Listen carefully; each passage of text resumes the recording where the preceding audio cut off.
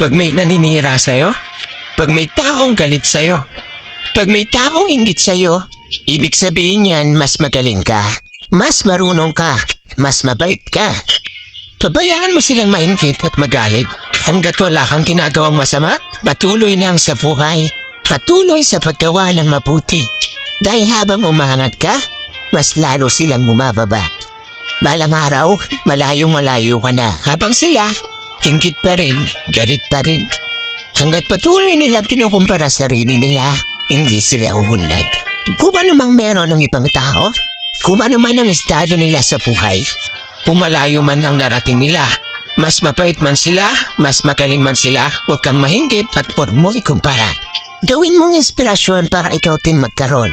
Dahil walang tao na magkapareho. Ikaw ay ikaw, siya ay siya, ako ay ako. Bakit di mo hanapin ang talento mo?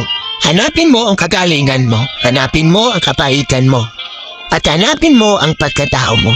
Tandaan mo, ang pagkanat ng ibang tao ay hindi ikabababa ng kalagayan mo. Ang sarap sa feeling, sabihin sa sarili mo, umangat ako dahil sa pinaghirapan ko. Hindi yung umangat ako kasi may natakan ako tao.